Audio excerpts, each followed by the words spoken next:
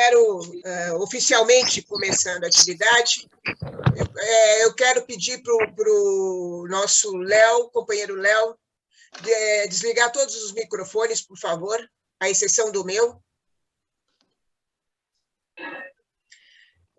Bom, boa noite, companheiros e companheiras aqui presentes nesta sala. Nós damos início agora ao lançamento da revista A Verdade, número 108, que, a partir deste número, volta a ser impressa. Nós consideramos a necessidade de voltar à impressão da revista, assim como voltamos com o Jornal Trabalho, dada a importância política, no momento que nós estamos vivendo, de ter essa revista impressa. A revista A Verdade, número 108, é uma revista teórica da Quarta Internacional, que está sendo vendida a R$ 25. Os companheiros e companheiras interessados que ainda não adquiriram podem procurar nossos militantes nos seus estados, ou por um e-mail que nós vamos comunicar aqui, entrar em contato com a gente por um e-mail que nós vamos comunicar aqui durante a atividade. Nós também estamos vendendo a revista em formato e-book ou celular a R$ 10 solidários. Nesta atividade, o mediador da atividade será o companheiro Eudes Baima, membro da Comissão Nacional da Corrente do Trabalho do Ceará. Então, eu vou passar agora a atividade, a direção da atividade para o companheiro Eudes, que vai acompanhar aqui com vocês, e o companheiro Sokol, Marcos Sokol, que, como vocês viram no nosso card de lançamento, vai nos fazer vai fazer a nossa apresentação. Tá?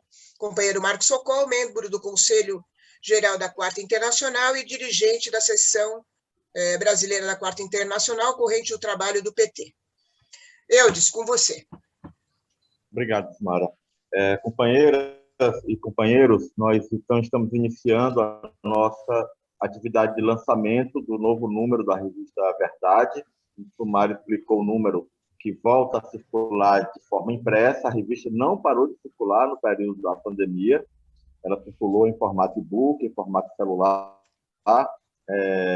mas agora voltamos também com o formato impresso. Então, essa noite é dedicada ao lançamento do número 108, que marca o retorno da revista impressa, que você pode adquirir por um endereço de e-mail que nós vamos divulgar ao longo da nossa atividade de hoje, ou com os militantes da Corrente do Trabalho nos seus estados.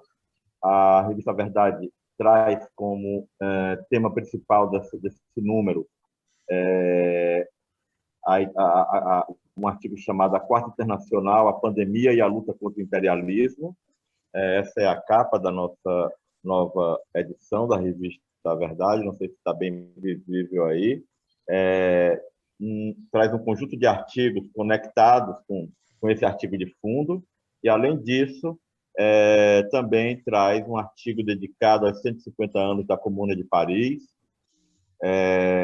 um artigo sobre o golpe militar em Mianmar, antiga Birmânia, e um importante artigo sobre o combate contra a opressão das mulheres, chamado Feminismo e Revolução, que completa este número.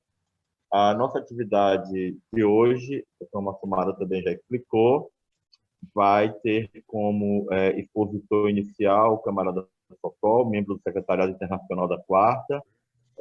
Ele vai falar durante um período entre 30 e 40 minutos.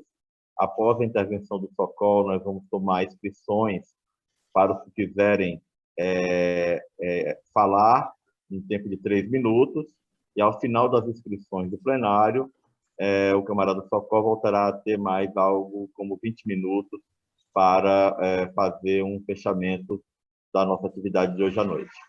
Então, de imediato, para não perdermos tempo, passo a palavra ao camarada Sokol, já perguntando de quanto em quanto tempo ele quer que eu avise o tempo que ainda resta para concluir. Eudes, só um momentinho antes, informa também que as pessoas que estão acompanhando pelo Facebook Ah, ok. Além das pessoas que estão aqui na sala conosco, os companheiros e companheiras que acompanham pela página do Facebook podem fazer suas perguntas por escrito.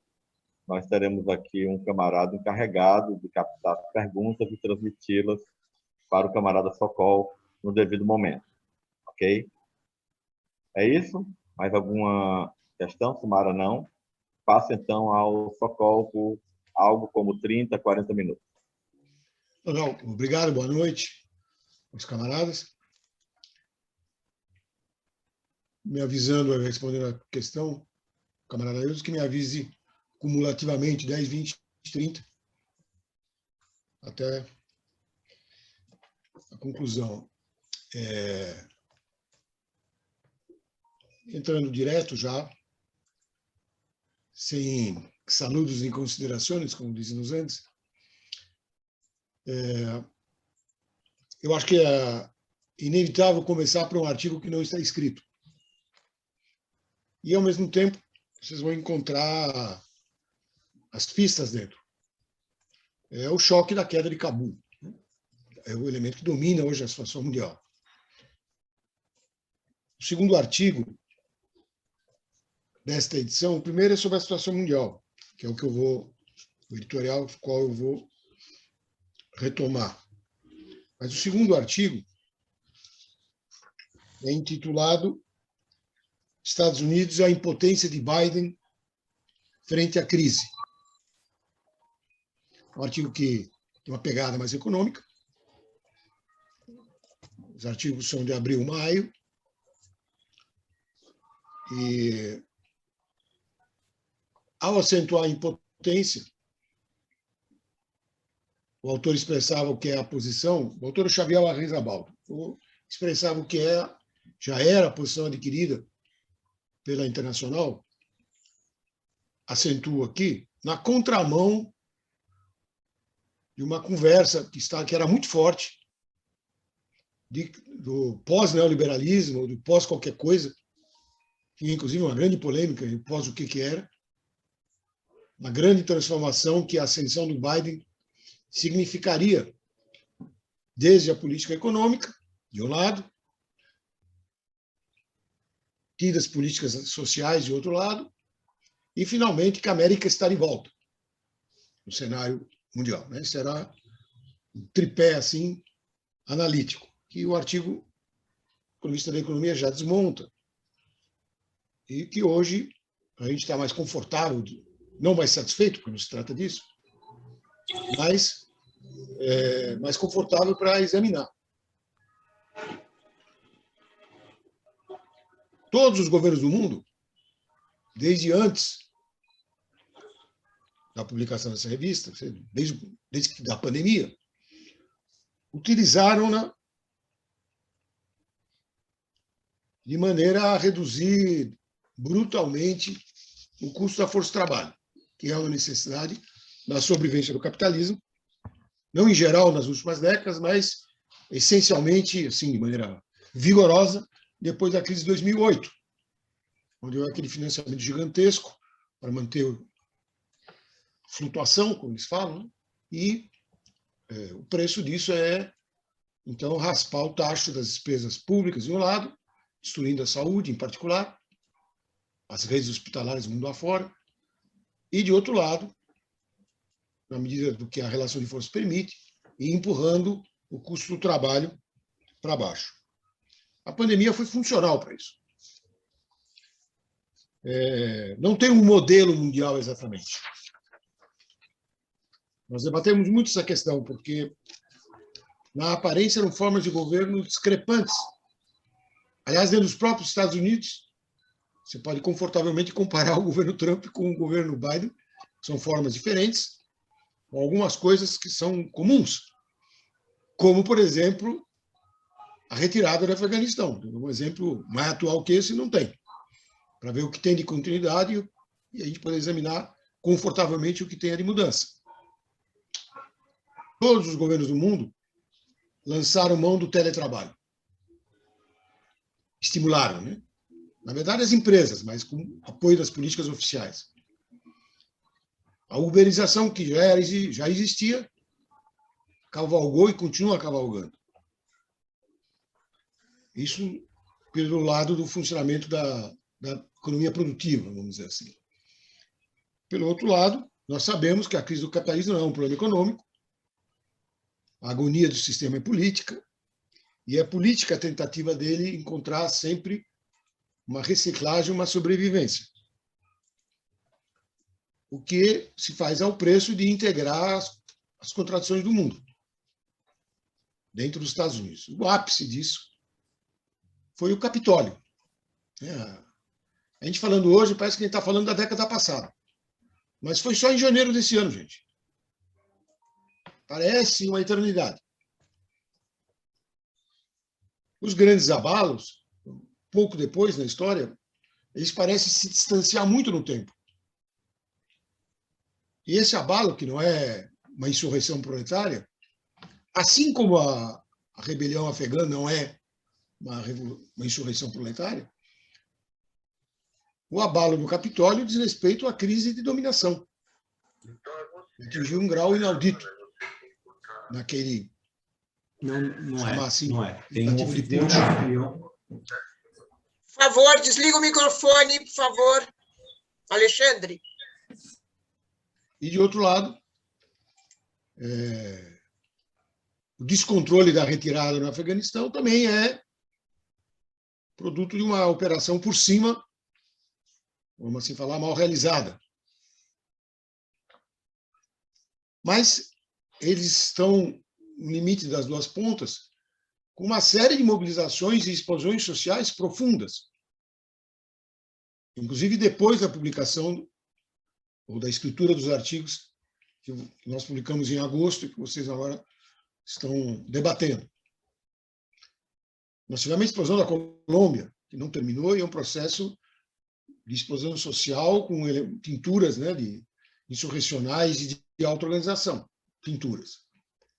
Nós tivemos a explosão na Palestina, onde o protagonismo da juventude também trouxe elementos de auto-organização, além do aspecto conflito militar na faixa de Gaza. Nos territórios ocupados dentro de Israel, nós temos um processo de radicalização política, o maior deles é a primeira intifada. Então, a crise por cima, no Capitólio ou na retirada do Afeganistão, é relativa a processos em curso por baixo. Não nos exime de examinar melhor alguns por cima. Os do Afeganistão, em particular, vou aqui perder algum tempo. Primeira coisa, vendo num ponto de vista de como a mídia e, vamos dizer assim, a esquerda oficial trata a questão no Brasil, eu vou pontuar 5 coisas, sem querer esgotar o assunto. A última edição do Jornal do Trabalho publica um dossiê resumido, 2 páginas, recomendo todo mundo que leia. Eu aqui destaquei apenas alguns pontos. Primeiro, um dito fatalismo, que o Afeganistão é assim mesmo, ninguém nunca controlou o Afeganistão, não tem como, que é uma arrematada bobagem. O Afeganistão foi dominado por Ciro, pelos hindus e pelos mongóis. Os ingleses é que atolaram e os americanos não conseguiram. No meio disso, teve os soviéticos, aqui entendido o regime stalinista, que intervieram militarmente, começo pelo caso dos soviéticos, não por outro motivo, senão por uma situação que já lhes fugia do controle. Depois da Revolução no Irã, temendo a contaminação, a União Soviética patrocina uma intervenção para sustentar um regime de um partido comunista tipo burocrático, cuja ascensão naquele momento correspondia a um processo de mobilização dos povos na região, mas cuja ascensão ao governo significou a tentativa de instalação de uma ditadura burocrática, com medidas, vamos dizer, mal comparando, para quem tem um pouco de cultura da Revolução Russa, da degeneração da Revolução Russa, mal comparando com a coletivização forçada, eles estabeleceram processos análogos que levaram a um tipo de polarização, a isolamento social e, finalmente, a sua queda. Isso depois de quase uma década de intervenção sangrenta. Nesse processo nasceu o Talibã, que, como a Hillary Clinton, citada no dossiê que eu mencionei, diz, aspas, o Talibã é nós, fecha aspas. O Talibã foi criado como, de outro modo, a Al-Qaeda, no núcleo original, por patrocínio norte-americano em vista da derrubada do regime soviético como ele existia na área, né? Na área. E depois foi um processo que acabou indo muito mais longe do que inicialmente eles pensavam. No caso do Afeganistão, outra coisa que cabe dizer é que, incrivelmente, no século XXI, um regime tribal. E o tipo de confronto é marcado por fronteiras tribais. Em alianças que são feitas e desfeitas, o Talibã é a coligação mais importante, não é a única. E não saberia dizer, aí é uma coisa que nós vamos ter que, como nós não temos sessão da Quarta Nacional no Afeganistão, e nesse caso nem mesmo relações de tipo daquelas que a gente mantém no quadro do Comitê Internacional de Ligação Internacional Intercâmbio, então nós vamos ter que aprender com a discussão com os exilados, que nós fazemos, e pouco a pouco com a aproximação maior da realidade. Até que ponto, 20 anos depois, deixo isso aberto, até que ponto essa sociedade tribal evoluiu, ao menos em Cabul, para dar origem a uma classe operária que nós vamos ver. Já existia antes, 20 anos atrás, mas há sempre um desenvolvimento. E há, finalmente, o cálculo do Estado imperialista norte-americano, por isso eu falei da continuidade nesse ponto do Obama Falou 10, Socorro. de ter negociado com o próprio Talibã, pactado, assinado um acordo, em vista de concentrar as suas energias, as energias do imperialismo, para fazer face a uma decadência lenta e regular no mercado mundial, na região, em particular, em face da Rússia e principalmente da China, que aí não é um contendor local, é já um raciocínio global. É o que levou à retirada. Não são 20 anos de guerra, tal como se fala às vezes. O complicado é que são quase 10 anos de retirada, com vais e vens, que diz respeito às contradições internas, não do Talibã, do imperialismo norte-americano. O Talibã também tem contradições, teve dissensões. Mas agora, retomando então o fio da minha narrativa, passados os primeiros dias, né, terminada a retirada, se vocês leram os jornais hoje, o governo Biden se orienta para governar mão na mão com o Talibã. Vou repetir. O governo Biden se orienta para uma solução de governo, de colaboração de tipo nacional no limite com o Talibã. Exatamente. No caso, não é contra a pandemia, como foi nos outros países da Europa, e mesmo no Brasil, como eu vou retomar, no caso é contra o demônio da Al-Qaeda, que é o novo demônio, para justificar, então, essa grande colaboração no governo nacional, como eles falam, no Afeganistão. Foi pouco noticiado na imprensa brasileira, mas é fato que a semana passada o diretor-geral da CIA esteve em Cabul, se encontrando e discutindo no detalhe os procedimentos, para além da retirada das tropas, isso já estava acertado antes. E vamos combinar que isso é o diretor-geral, porque a CIA nunca saiu do Afeganistão.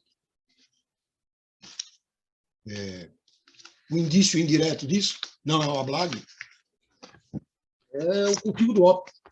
E no período da hegemonia talibã, a produção do ópio caiu a 10ª parte do que ela era antes. No período desse governo transplantado e mantido na ponta da baioneta pela ocupação norte-americana, o ópio voltou a florescer e são conhecidas as relações da CIA, inclusive prefeito de autofinanciamento, com o tráfico. Então, nós vamos ver agora como isso vai se desenvolver. Corto aqui para retomar, então, esse fio da narrativa. Com tudo que tem de diferente específico no Afeganistão, e tem muito a discutir, entronca com aquela que é a única estratégia que o capitalismo mundial em crise oferece: buscar na política a saída para sua crise agônica, como através dos governos, esses de diálogo nacional, pacto social, união nacional, se chame, as formas vão variar, mas cria essas situações. Se vocês acham que é... Bom, nós achamos um escândalo quando aqui no Brasil o líder da bancada do PT postou num domingo à tarde, União Nacional, né? Se vocês lembram, porque era o Bolsonaro, mas e o Talibã? Então aí você pode ver que não tem limite. E isso continua. Centrais sindicais do Brasil têm uma agenda que inclui, dita agenda legislativa, que inclui a criação de um comitê gestor dos 3 poderes, nesse caso não é para a Al-Qaeda, é para a pandemia, e o que seria a colaboração com o demônio nacional, que é o Bolsonaro.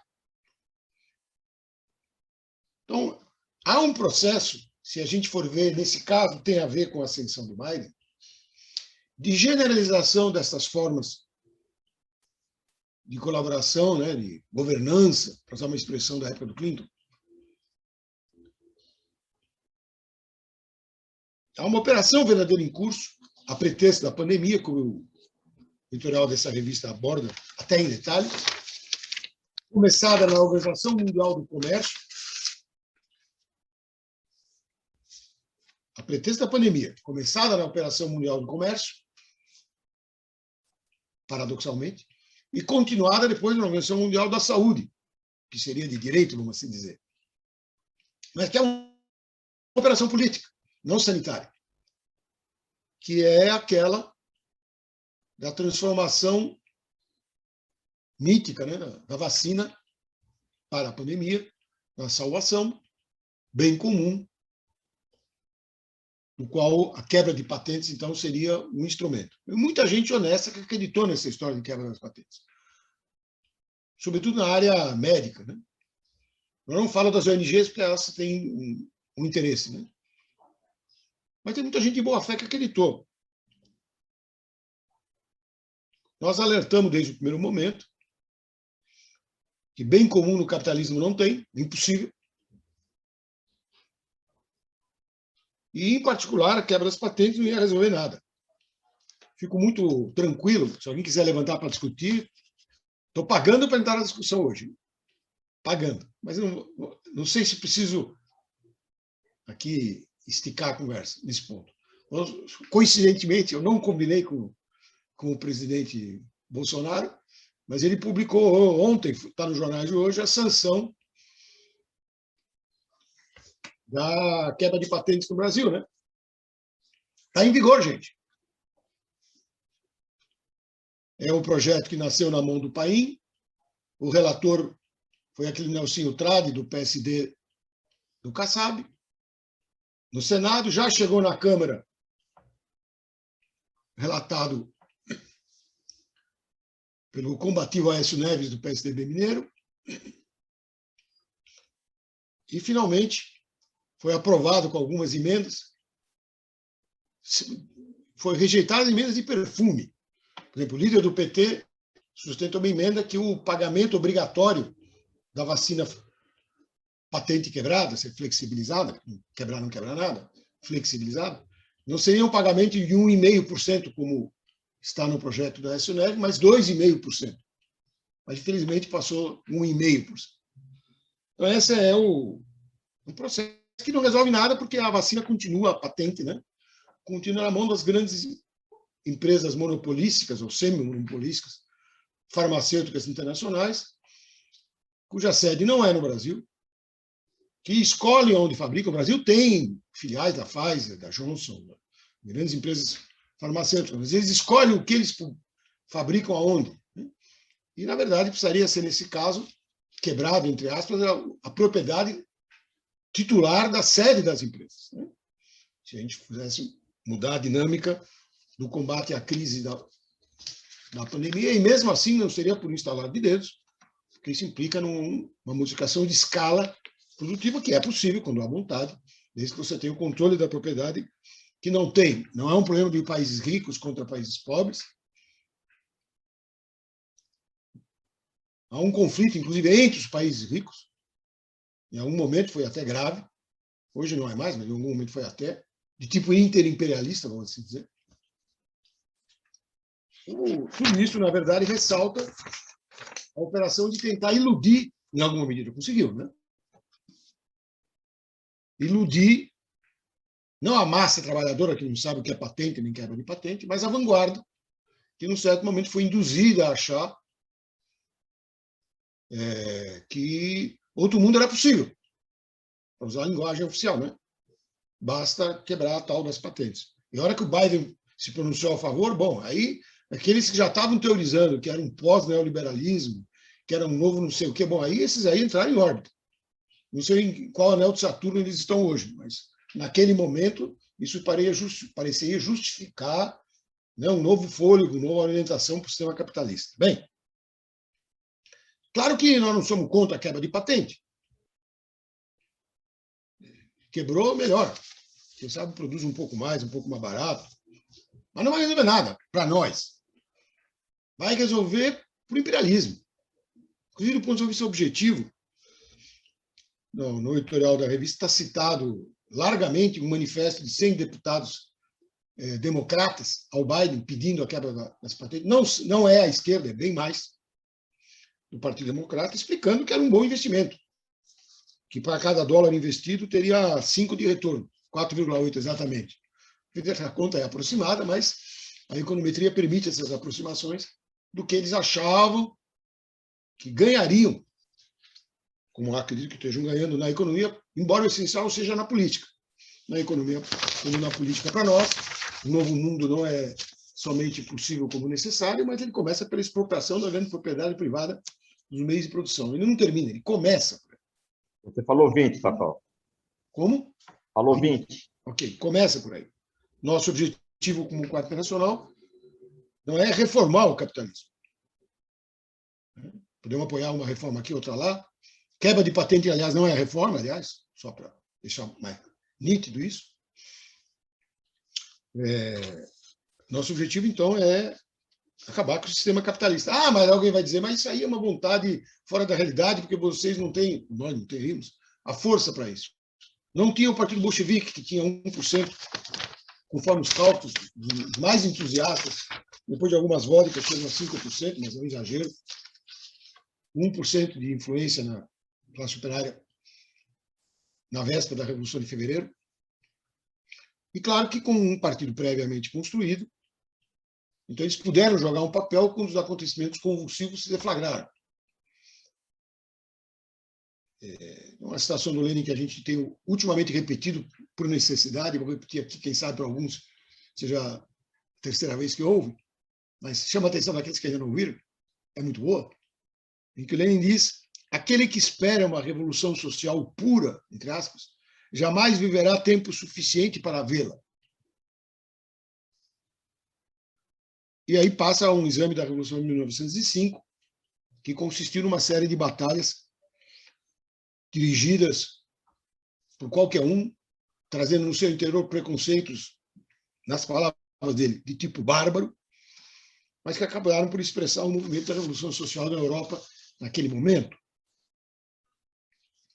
Desde que cada momento é um momento, a história não se repete, mas nosso otimismo revolucionário com o desenvolvimento da situação é, em primeiro lugar, do fato da desestabilização do Estado imperialista.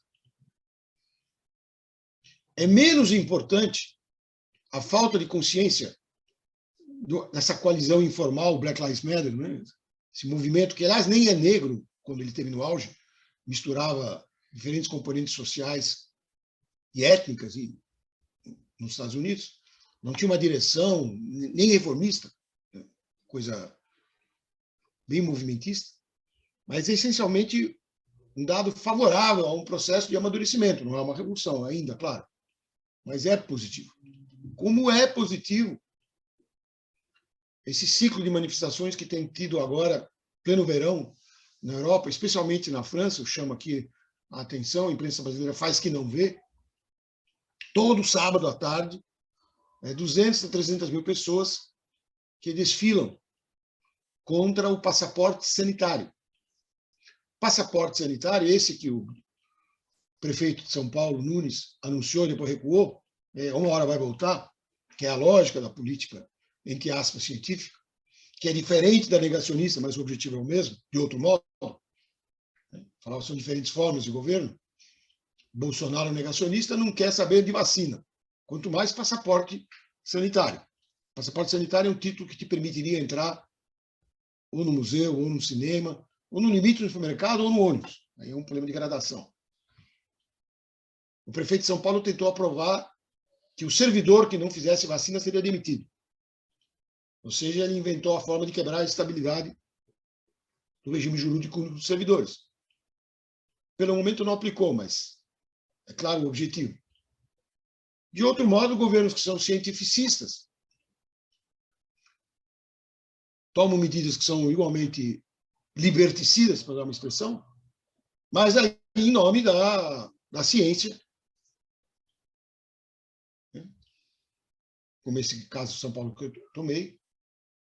E é curioso que no quadro internacional, quando eu tive a oportunidade de conversar em sentido reuniões, pelo momento ainda virtuais, mas está programado a volta ao presencial, não é fácil explicar que nós estamos no usufruto de todas as liberdades democráticas no Brasil, todas, cada uma delas e todas.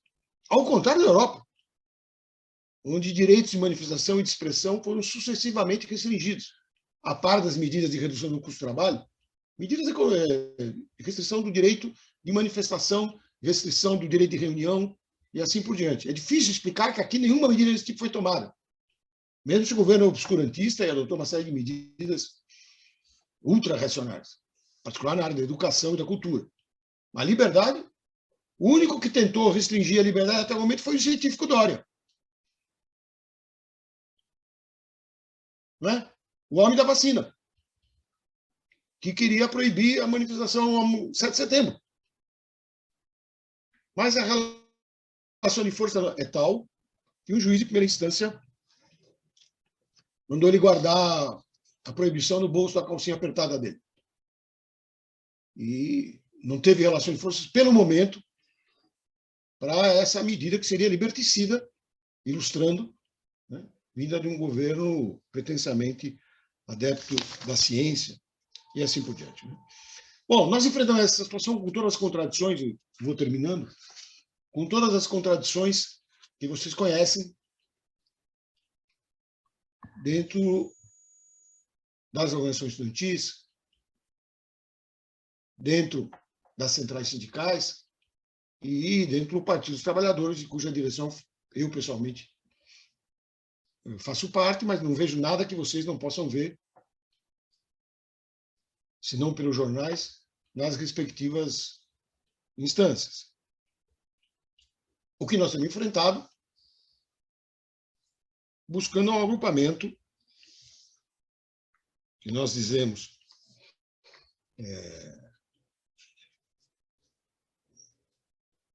agindo como o PT agia, uma forma de puxar pela memória, inclusive para quem não viveu outro período, mas a memória coletiva, um partido voltado para a transformação social, para a luta de massas, e não subordinado ao mercado de candidatos, que é o que o PT hoje é uma máquina eleitoral. Mas é uma máquina eleitoral que é chamada, ainda nas circunstâncias, a ocupar um lugar, às vezes, surpreendente. Anteontem, se tornou público que não apenas o Freixo era contra as manifestações de 7 de setembro, deputado hoje no PSB, mas que é uma parte do pessoal do Rio de Janeiro, como que aqui em São Paulo, Maringoni, eu cito, não é para aumentá-lo nem para diminuí-lo, é só para registrar. Esse candidato a governador do PSOL de São Paulo também estava contra se manifestar.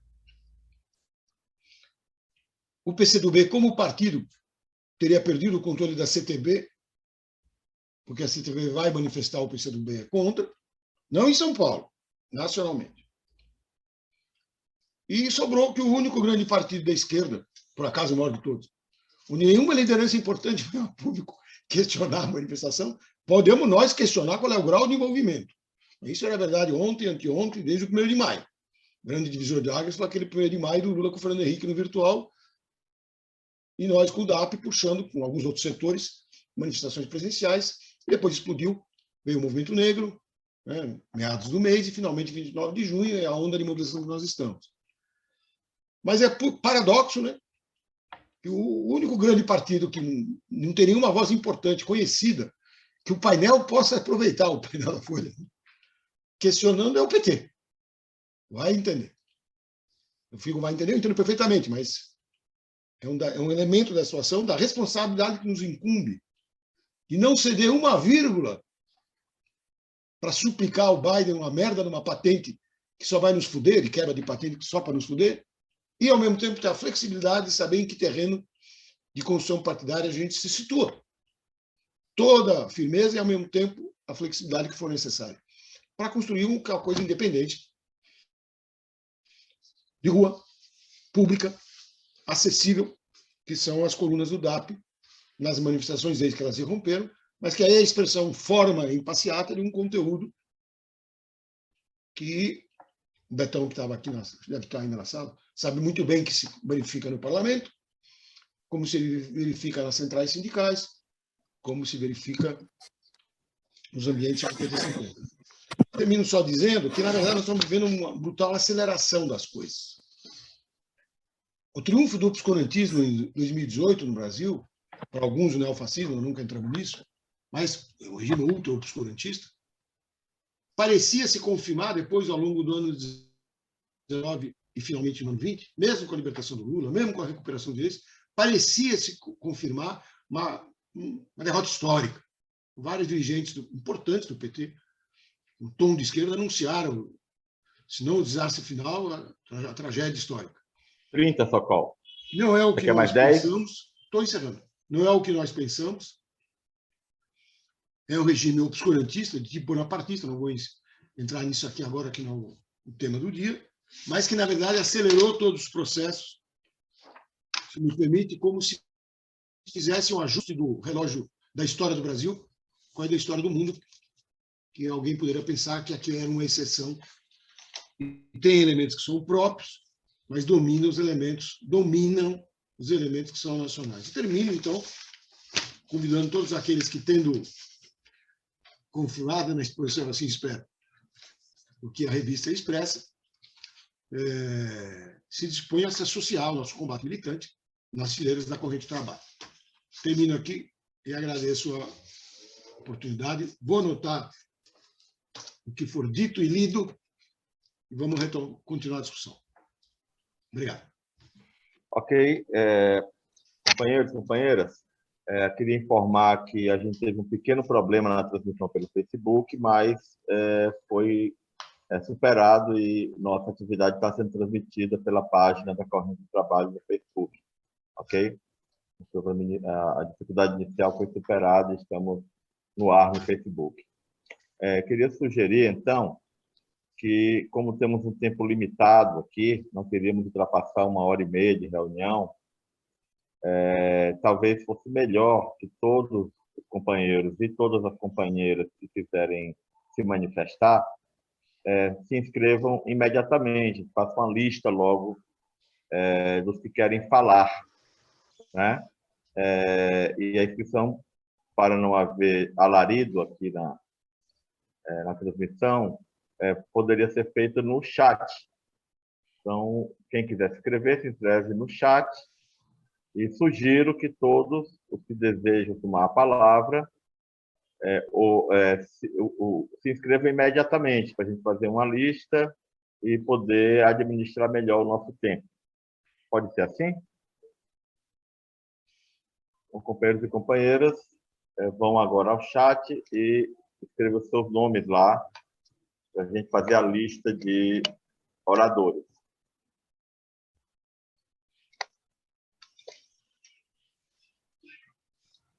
Não registrei nenhuma inscrição ainda.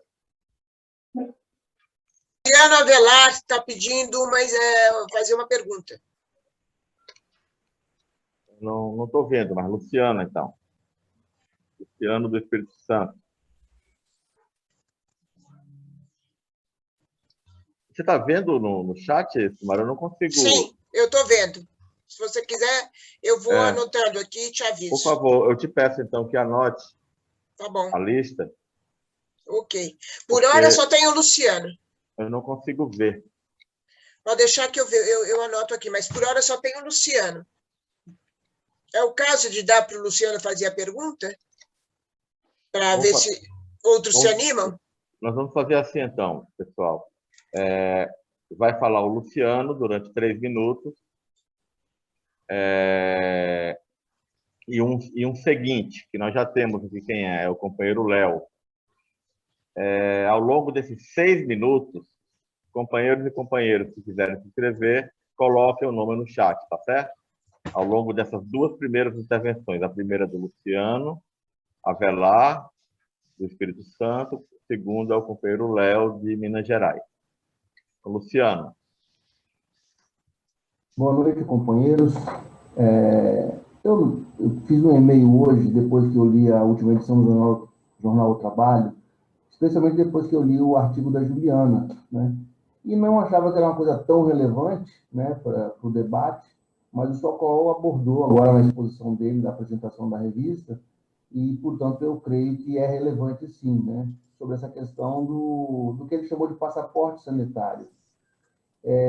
Eu até fiz esse e-mail, mandei aqui para o militante do Espírito Santo, não sei se vai chegar na redação do jornal, mas, enfim, tomei a liberdade de fazer essa colocação aqui, porque, na verdade, me parece que essa questão do passaporte sanitário, não da forma como está sendo apresentada pelo governo Dória ou por outros prefeitos que têm colocado isso como uma forma de atacar os direitos dos servidores públicos, mas a questão do direito à saúde da população, né? Então, a questão da exigência do que foi chamado de passaporte sanitário, vou continuar usando esse termo porque me parece mais adequado, não me parece não ser interessante para o trabalhador, né? Você imagine para aquele que pega o ônibus todo dia, ou aquele que pega, eventualmente, um avião, ou mesmo para quem trabalha numa fábrica, se você deixa prevalecer essa ideia negacionista, né, de tomar vacina quem quer. Não me parece ser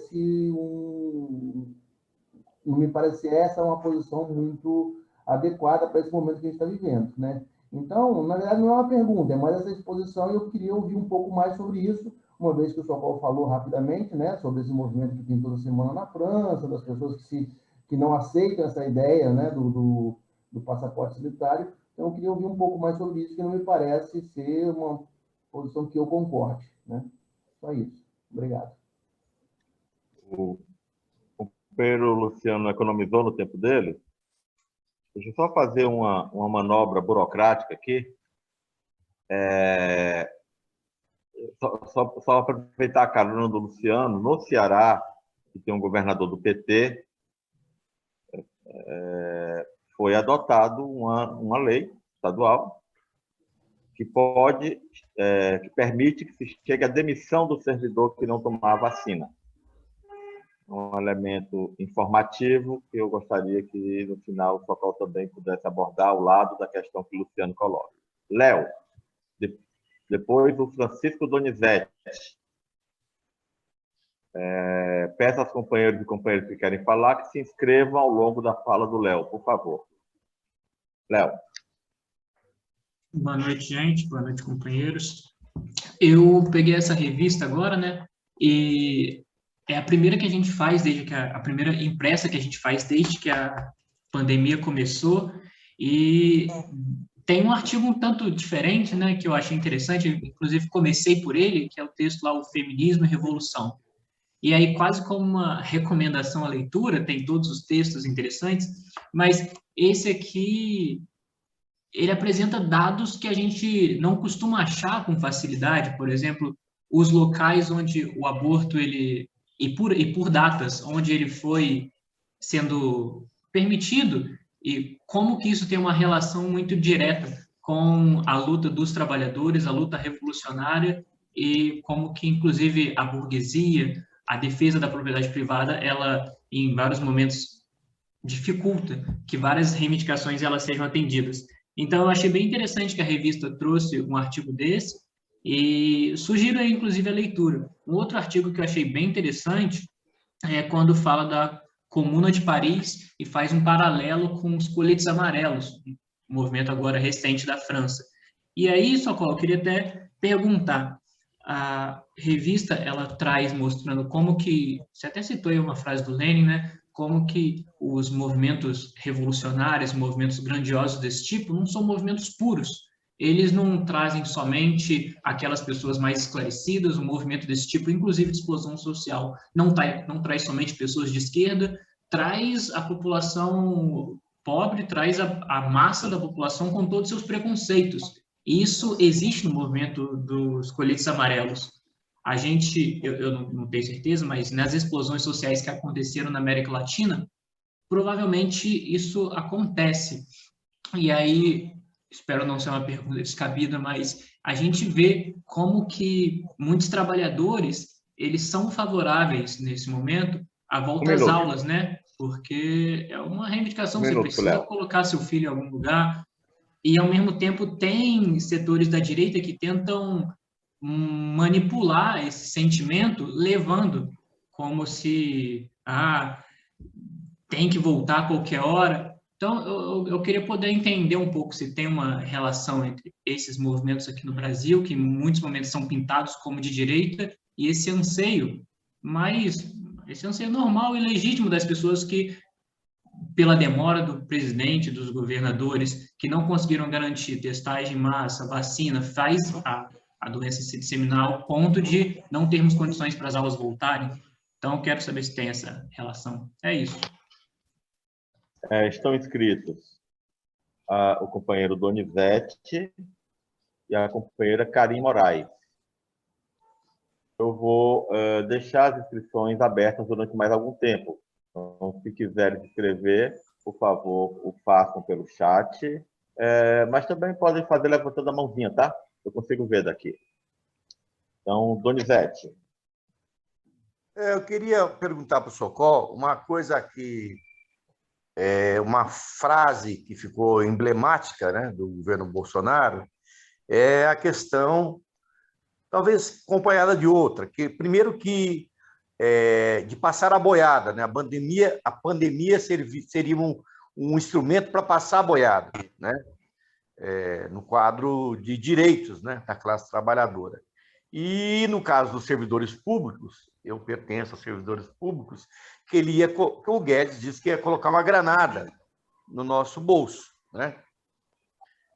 Guardadas as proporções de mobilização, mas nós podemos dizer que há um movimento de resistência não só nas ruas, quanto de categorias, não do tamanho que a gente gostaria, mas existe.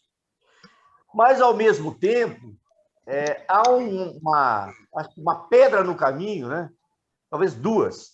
Eu queria que o Sokol, no quadro do Brasil, né, ele tentasse fazer uma reflexão, que é a questão de uma certa moral dentro dos quadros de militantes, uma moral que é muito fora da moral de classe, né?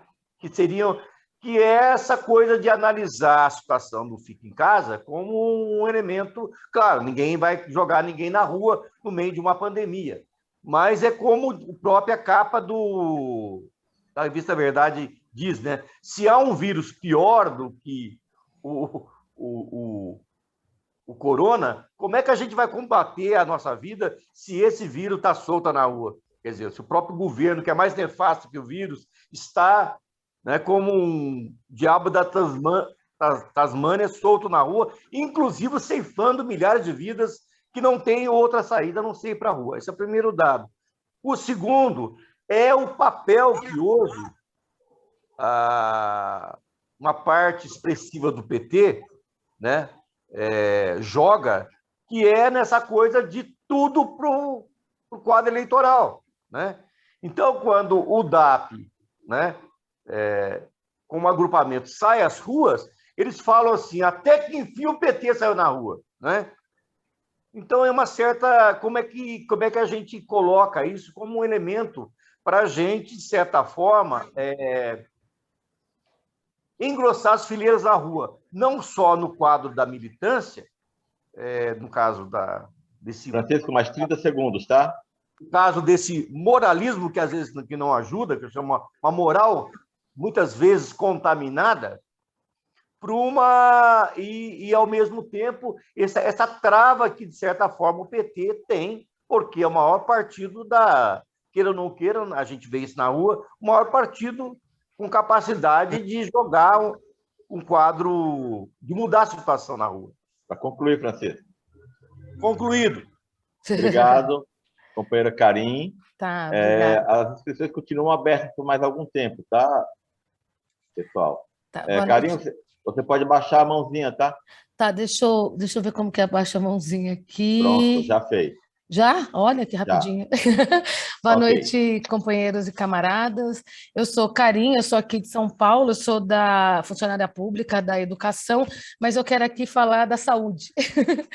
Bom, eu quero aqui pegar um trecho aqui da revista, a parte que fala uma política mundial de destruição dos hospitais e da saúde. Aqui na página 12 tem um trecho aqui que fala: a questão da vacina foi usada fraudulentamente para tentar colocar uma camisa de força na classe operária e em suas reivindicações.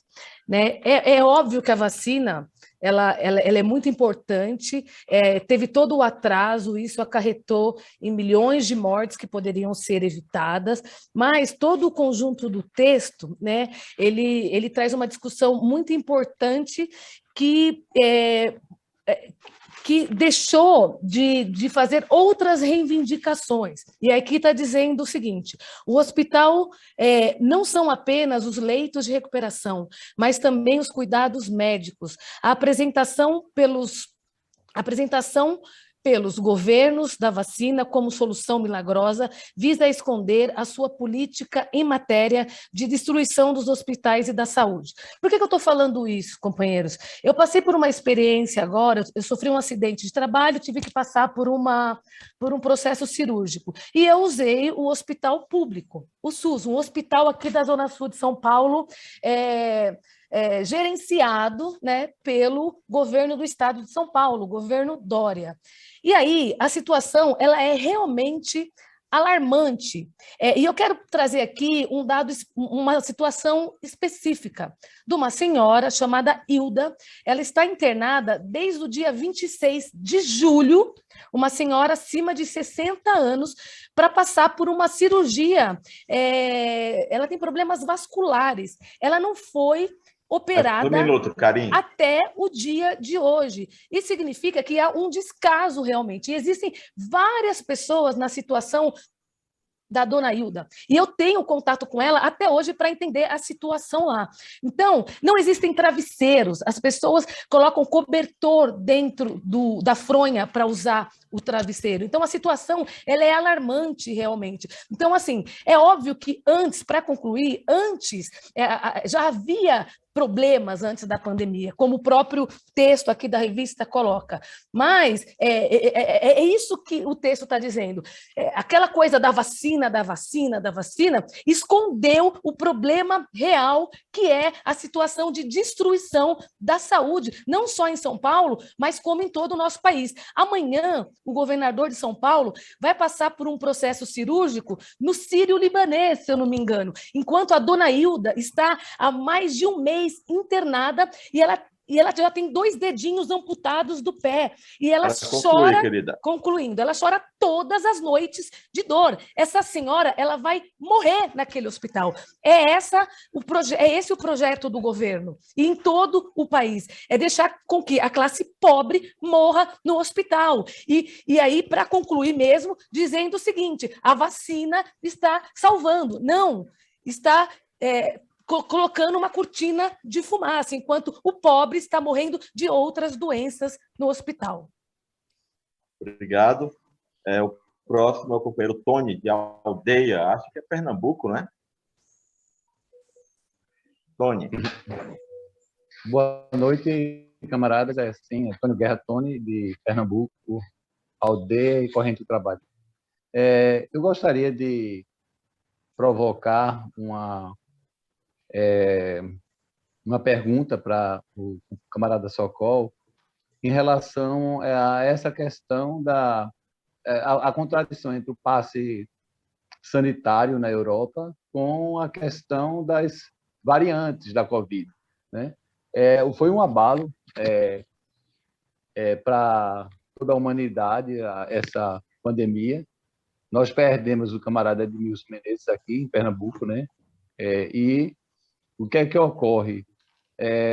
Até hoje, os círculos não voltaram a fazer a reuniões presenciais, porque existe um temor, que eu acho legítimo o temor, de que essas variantes peguem, né? E a gente vai perdendo mais militantes. Então, assim, qual é a questão de fundo em relação à ciência, né? A gente não pode negar que o passe sanitário é uma necessidade sanitária mesmo, é uma necessidade para que quem está contaminado não saia transmitindo o vírus porque não quer se vacinar. Imagina, eu sou empregado da Caixa Econômica, eu estou vacinado, mas eu estar vacinado não significa que eu não possa pegar o vírus e não ter sequelas, né? Claro, eu estou com 62 anos, o Francisco Porco, o nome dele, Tarcísio Meira, né? Tarcísio Meira morreu, estava com 80 anos, ele tinha se vacinado com as 2 doses e ele não resistiu quando pegou a doença. Então, é uma questão muito séria que a gente tá assim, eu entendo perfeitamente que não há de se admitir a repressão aos movimentos e a vedação, a proibição de manifestações políticas. Um minuto, né? Tony. Porque a gente sabe que no Brasil o pior vírus é Bolsonaro. Então, nós estamos indo às ruas com todas os cuidados necessários, mas eu entendo que, pelo menos assim, eu não conseguia ainda entender que nós possamos ser contra a obrigatoriedade de quem não se vacinar tem restrições sociais. Quem não se vacinar não deve realmente ir a um restaurante, não deve poder frequentar lugares públicos, né, como para não contaminar as outras pessoas. Né? Então, essa questão, eu acho que não está suficientemente claro para mim essa questão. E eu tenho que colocar isso com honestidade, porque nós estamos entre camaradas e companheiros, onde o livre debate e as questões têm que ser colocadas claramente, inclusive as dúvidas como as minhas. Concluir. Obrigado, Tony. Agora o companheiro Gilson Lírio, que hoje, nesta noite, já nos deu uma importante contribuição explicando que a expressão trem de pouso tem sua gênese em Minas Gerais, especialmente na cidade de Santos Dumont, cercanias de Juiz de Fora. Eu estou ajudando a dirigir o ciclo lá, então agora eu virei o defensor. O camarada, eu sou Gilson, então eu sou mineiro aqui, né, da corrente, do DAP, do CR aqui mineiro. E são 2 questões que eu gostaria que o Socol desenvolvesse, porque são 2 questões que estão presentes no debate nosso desde a derrota do Trump e um pouco agora também, nesse período agora. As ilusões com o imperialismo, as ilusões com o Biden. Nós temos falado, está documentado, está escrito, obviamente, que a crise no país central do imperialismo é gritante, né? A gente não tratou só da invasão do Capitólio, mas da própria ilusão do Biden, com o seu novo plano Marshall, tudo mais. Mesmo agora, com a saída do Afeganistão, se esconde a posição em relação a Cuba, em relação à Venezuela, e mesmo essa saída covarde e derrotada, né, que não se quer assumir.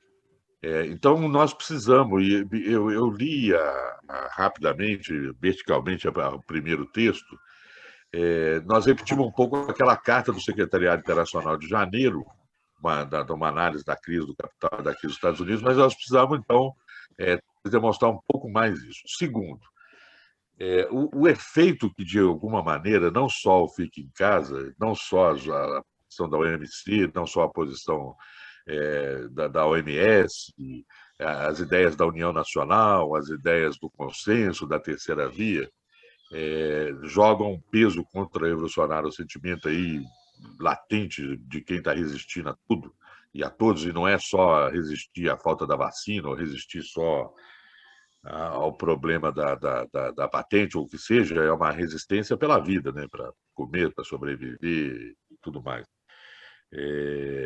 Agora nós estamos com outro componente, e isso que eu queria que a gente visse aqui agora, que é, além da refém do fica em casa, é o medo. Nós sentimos isso agora na preparação do dia. Mais um minuto, companheiro. A gente até está escrito no seu informe, está escrito na revista, obviamente, todos os elementos dos aparelhos contra-revolucionários, da CUT, do PT, da direção, mesmo desses partidos aí agora, né? O editorial fala até bem isso, o jornal nosso também fala isso agora do 889, o papel vacilante desses partidos em relação a esse cenário. Mas a combinação disso tudo e como é que isso atrasa o que nós chamamos da explosão social, que a gente não sabe quando nem a data, e como a gente tem que continuar entendendo. Era essas questões assim para aprofundar e para a gente poder também tratar e combinar com concreto agora. Obrigado aí, eu espero ter cumprido o tempo. Obrigado, Gilson. A seguir, o companheiro Domingos, do Mato Grosso. Boa noite, camaradas. Boa noite, companheiras e companheiros. A questão que eu quero levantar para o Sokol, no informe ele fez uma abordagem mostrando que a crise do capitalismo é uma crise política. E como uma crise política exige uma saída política do ponto de vista do capital. E levantou a questão do papel da União Nacional, né, para o capital, do ponto de vista do capital, para encontrar uma saída, o tempo todo uma saída política para essa crise.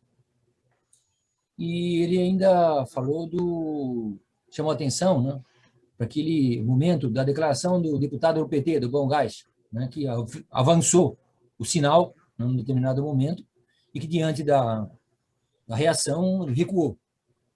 Mas, ultimamente, nós temos visto como que opera a direção da CUT, manobrando na linha de buscar uma saída do tipo União Nacional. E nos grupos do PT, nos grupos sindicais, né, nós vemos sucessivamente artigos circulando, né? Nessa semana mesmo circulou um artigo do Eduardo van der Velde, né,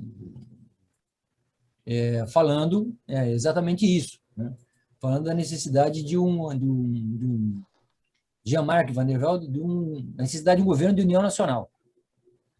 Evidentemente que no quadro dessa crise que vai se aprofundando, então gostaria que o Sokol desenvolvesse um pouco mais a discussão sobre esse ponto especificamente, que não é uma questão, vamos dizer, nacional, brasileira, né? Mas é uma perspectiva política do ponto de vista do capital em escala internacional, que ele desenvolvesse um pouco mais isso, porque certamente a gente vai cada vez mais se confrontar com essa questão, com esse debate, com esse enfrentamento no cotidiano da nossa luta para preservar as organizações da classe no enfrentamento contra a destruição que é produto da crise do capitalismo. É isso.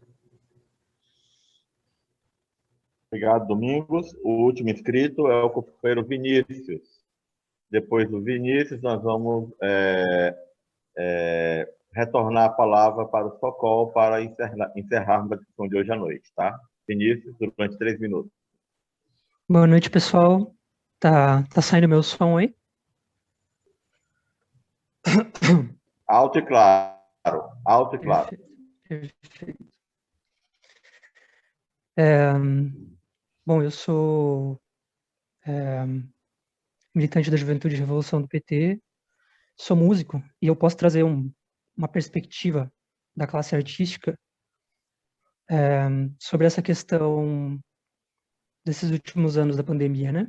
Últimos 2 anos, que se relaciona com aquilo que o Léo trouxe de dúvida sobre os preconceitos das pessoas, elas vêm à tona, inclusive as pessoas que estão na luta, né? Em lutas legítimas, né? Com reivindicações que são óbvias e deveriam ser óbvias para a esquerda, para as cúpulas dos principais partidos, né? Dos mais radicais até os mais moderados, mas que, por não tratarem dessas questões, deixam essas questões serem exploradas pelo outro lado, né? Um exemplo para mim muito claro foi ano passado aqui em Curitiba teve uma manifestação de músicos. Acho que nenhuma organização, nenhum partido, ninguém esteve por trás disso, a não ser os próprios músicos fazendo uma manifestação organizada, avacalhada pela classe artística de esquerda, né? Porque eles estavam reivindicando a reabertura dos locais, né? E colocando a questão muito simples de que precisavam comer, dependiam do trabalho para comer, né? E entrou em cena nesse episódio aquela polarização nacional de que falar de economia durante a pandemia é coisa do Bolsonaro e falar de medidas severas para combater a pandemia era coisa da esquerda, né? Um minuto, Vinícius. Não é legítimo os músicos que não tiveram mais nenhuma fonte de renda, né, durante a pandemia, reivindicarem a reabertura? É claro que a gente sabe aqui entre nós que é muito mais do que só a reabertura. É os governos tomarem todas as medidas necessárias para combater a pandemia, para acabar com a pandemia, e seja testagem, seja vacina, seja EPIs, seja equipar os locais, do que só a reabertura. Mas nesses movimentos existiam pessoas que eram contra a esquerda, que diziam, porque o pessoal de esquerda não quer trabalhar. A gente está aqui porque a gente quer trabalhar, a gente quer voltar a trabalhar. O pessoal de esquerda quer ficar em casa recebendo auxílio, né? O auxílio é importante.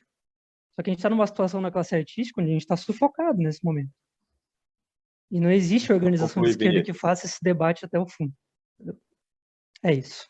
Obrigado. Nós temos ainda uma última inscrita, que é a companheira Rosângela. Rosângela. Boa noite, companheiros. Eu sou de... Rosângela, você está aí? Eu estou. O áudio dela está bem baixo. Ela está falando já. Não estou ouvindo. Nem você, nem ninguém. O som dela está baixo demais, ué. Rosângela, a gente não te ouve. Tenta falar mais perto do seu microfone. Rosângela, tenta desconectar os seus fones e falar direto no aparelho para ver o que acontece. Me ouvem? Pronto, melhorou. Socorro, por favor, eu gostaria que você retomasse essa questão de que você falou que no Brasil nós estamos em pleno usufruto das liberdades. Eu sou de Juiz de Fora, eu estou numa cidade de 660 mil habitantes, de 6 mil habitantes, e eu vivo e respiro todo tipo de limitação, de fome, de perseguição política, de assédio no trabalho, de salário achatado, as pessoas não têm assistência médica, as pessoas não têm como tratar, elas pagam para serem oprimidas. Então, eu gostaria que você retomasse essa questão no Brasil, nós estamos em pleno usufruto das liberdades. Obrigada. Com a mesa está bastante tolerante hoje à noite. Nós ainda temos uma inscrição que chegou agora, nós vamos acolher o companheiro Robertinho. Encerramos no Robertinho, tá, gente? E aí, companheiro? Falei que a gente ia ser maioria, não falei? Sou eu agora? É você. Obrigado pela tolerância. Boa noite a todos. Boa noite, Socorro. Socorro, eu queria, prazer em te rever, queria pedir para você desenvolver um pouquinho mais a questão da quebra de patentes. Eu confesso que eu tenho uma dificuldade com a posição que eu li de você, com o camarada da França, a respeito desse assunto. Porque eu vejo a possível quebra de patentes, ainda que limitada no tempo, no espaço, nas condições, como alguma coisa que amplia o acesso às vacinas. Eu estou vendo uma discussão internacional, a OMS se posicionou contra a terceira dose, que está sendo discutida em vários países, inclusive no Brasil, mas eu vi agora na Itália e em outros países, porque tem países que não iniciaram ainda a primeira dose. O Haiti parece que não tem ninguém vacinado, né?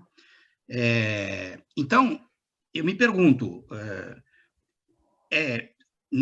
eu sei que essa não é a posição da Quarta Internacional, estou fazendo uma caricatura de propósito para provocar a discussão, mas é tudo ou nada, quer dizer, ou expropria a Big Pharma, ou a gente não aceita nenhuma medida que amplie um pouco, de alguma maneira, o acesso às vacinas. Eu queria desenvolver um pouco essa discussão, porque eu acho que é pouco dizer que isso é pouco, embora seja verdade. Isso é pouco. Já foi falado aqui também, dos sistemas de saúde, os ataques, tudo isso é verdade. Mas eu gostaria de saber, assim, a Quarta Internacional vê algum aspecto negativo nessa proposta de quebra de patentes, ou ela vê limitações? Quer dizer, que precisa muito mais do que isso. Essa é uma discussão que eu acho que é válida, é correta, mas cabe ou não defender essa medida? Ok. Sokol, 15 a 20 minutos é suficiente? Eu vou precisar mais. Quanto? Não usei 40, falei 30. Se eu ganhar 30 agora, eu fico feliz. Perfeito. Estaremos dentro do nosso tempo previsto. Avisa 10, 20. Sokol por meia hora.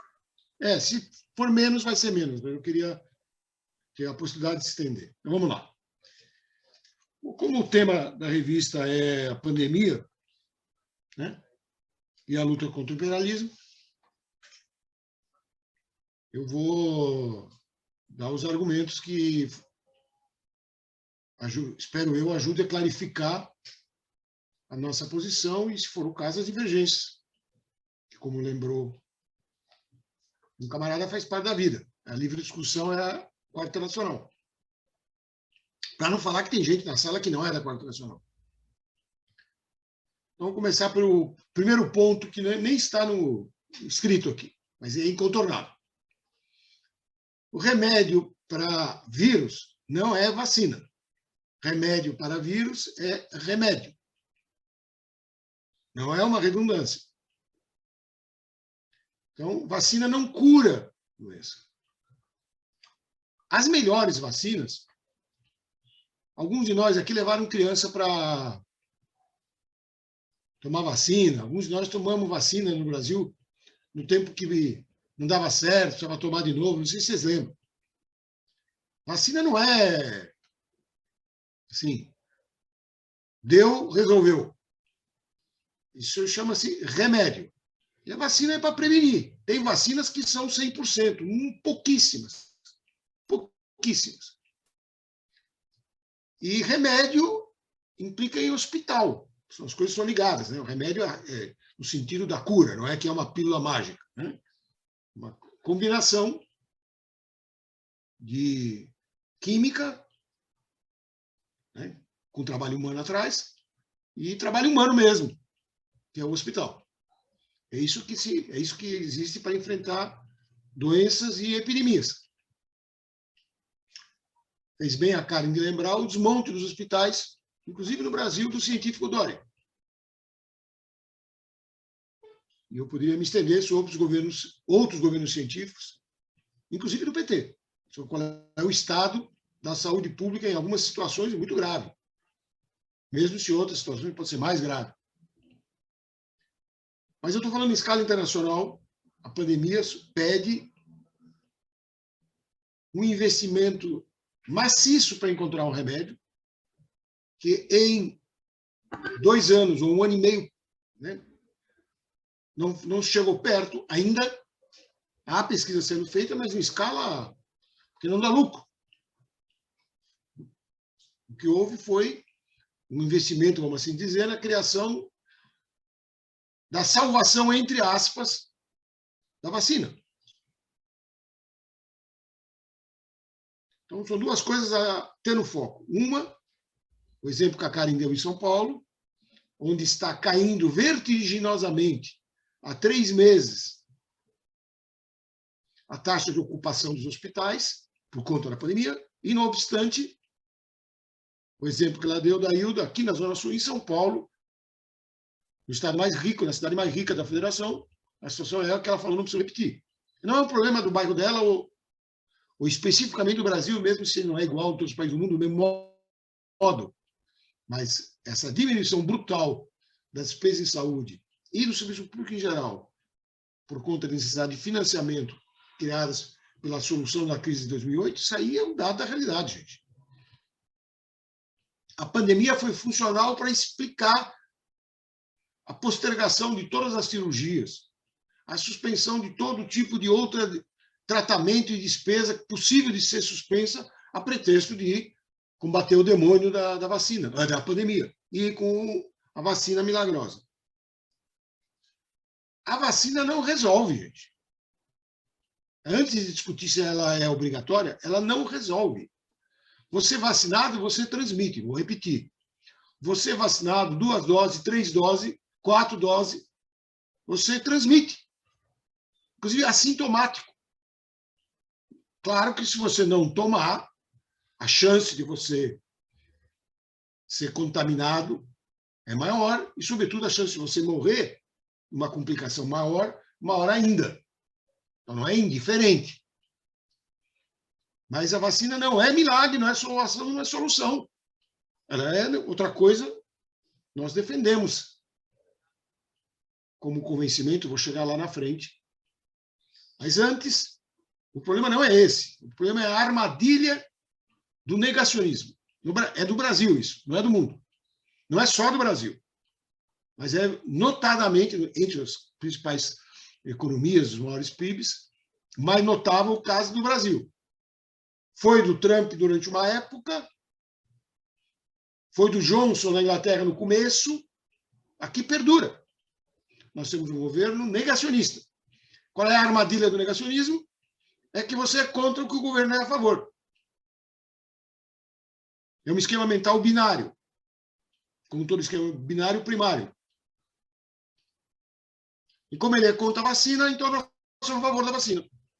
Como ele é radicalmente contra a vacina, nós achamos que a vacina tem que ser obrigatória. Você tem que parar para pensar. Por que tem que ser obrigatória? Quando a gente fala de obrigatório, gente, no direito romano, no direito saxônico, quando você fala que é obrigatório, significa que tem penalidade. É isso que significa falar que é obrigatório. Senão é uma conversa frouxa, né? Então, se o funcionário público é obrigado a tomar, isso quer dizer que se ele não toma, tem consequência. Ele é demitido. Então, aqui em São Paulo, pela medida que o Nunes anunciou, ele imaginava contornar o regime jurídico único, que o servidor pode ser demitido, por exemplo, se for provado que ele roubou. Tem um processo administrativo, prova-se que ele roubou. Agora, a vacina não precisa provar, né? O cara declara, não tomei, não vou tomar. Minha religião não permite, minha mãe não quer, eu não quero. Então você está demitido. Esse é um absurdo, gente.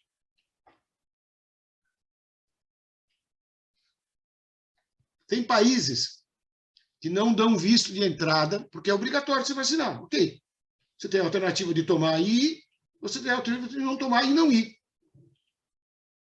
Isso faz parte de uma política sanitária. Dependendo de ser justo, dependendo das exigências de quais vacinas eles dizem que aceitam, e aí tem todo um arcabouço, né, atrás. Então, nós somos favoráveis. Eu tomei 2 vacinas, 2 doses. Se tiver a terceira, eu vou tomar a terceira. Eu recomendo a todo mundo que faça o mesmo. Com toda a clareza que eu não estou salvo. Não estava antes, não estou depois. Esse monte de gente desfilando na frente das câmeras, mandando foto, parece chegar em Valhalla, 100 mil virgens esperando. Desculpe a Falou 10, Socorro. Não é nada disso.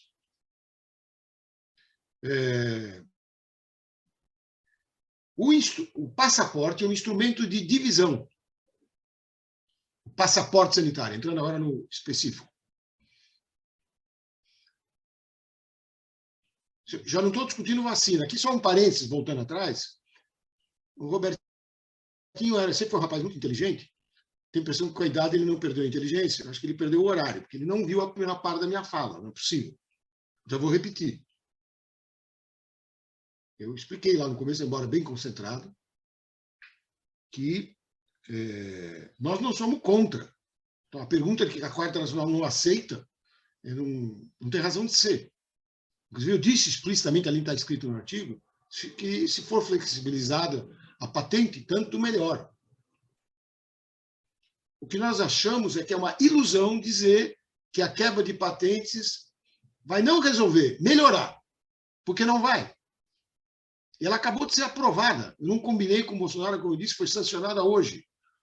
O projeto do Aécio Neves,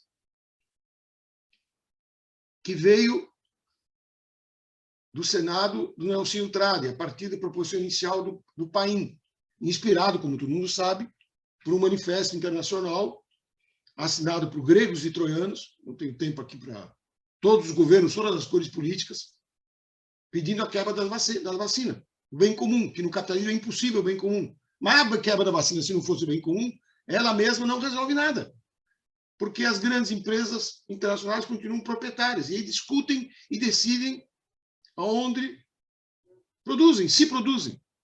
A quebra de patente no Brasil está quebrada, ok. E vai na sede da Pfizer e manda fazer. Não tem. Porque tem na Pfizer nos Estados Unidos. É lá que você precisa ocupar, tomar, expropriar. Não é a Pfizer daqui. Nem a Johnson daqui. Aí é um problema prático. O que a flexibilização vai permitir é uma negociação internacional em condições melhores, onde diminui os preços, onde, quem sabe, aumente um pouco a oferta. Depois de um ano de pandemia, já numa época onde o problema da vacina, pelo menos no caso do Brasil, não é o problema principal. Isso aí está, de alguma maneira, encaminhado e produzido. A não ser pelo que o Bolsonaro fez. Que é documentado, tem a CPI. Vocês não vão me pedir aqui para desfilar a CPI e mostrar como os militares incrustados postergaram as compras para tentar oferir benefício ilícito com entregas derivadas que não se sabe muito bem de onde viriam, se é que viriam. Como eu sou leitor atento a essas coisas, tem até segredos de alcova que eu não vou contar aqui, viria da França, vejam vocês. Segundo o depoimento de um deles lá. Sabe por quê? Porque na França eles decidiram que uma das vacinas, a AstraZeneca, não era boa. Então eles anunciaram para a opinião pública francesa que eles iam doar para a África. Doaram nada. Tudo leva a crer que estava numa operação de compra fraudulenta aqui no Brasil. A AstraZeneca, que não é a pior do mercado. Hein? Mas para vocês verem como funciona esse mercado, o que precisaria era estatizar essas empresas. E vou repetir, nós não somos pela reforma do capitalismo, nós somos pela expropriação do capitalismo. E a quebra de patente não é reforma. Se fosse, quem sabe a gente apoiasse, né? Assim, apoiasse como uma medida relevante. Mas nem isso é uma flexibilização transitória do preço negociada, em condições onde você não tem o controle da produção, você não tem como fazer diferente.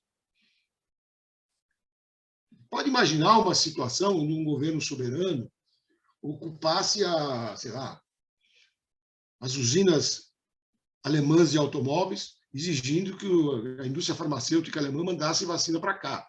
Ok, posso imaginar essa situação. Apoiaria fortemente o governo que fizesse isso. Mas vamos combinar que não é disso que nós estamos falando. Isso aí não é quebra de patente. Mas é a maneira soberana de um governo buscar uma solução para o seu problema. Meu problema é vacina. O seu problema é produzir carro. Você quer produzir carro aqui, você manda vacina. Ah, você não tem vacina, eu fico com seus carros. Isso é outra situação. Aí é uma medida de ruptura com o imperialismo. Como na questão da dívida, que a gente enfrentou nos anos 80 e outras. Isso é um outro governo, primeiro passo. Na situação atual, o único que a conversa de quebra de patentes como solução pôde criar foi uma ilusão de que era possível outro capitalismo. E não é. E a nossa posição desde o Fórum Social Mundial não mudou. Outro capitalismo não é possível. Outro mundo é necessário e possível depois da expropriação do capitalismo. Bom, mas retomando, o obrigatório implica em medidas. Esse é o problema do passe. É que é instrumento de divisão. Divisão das categorias e divisão, assim, discricionária, né? Porque o cara não pode subir no ônibus se não tiver passe. E o que ele pode? Ficar em casa e morrer de fome? Isso ele pode? É justo isso?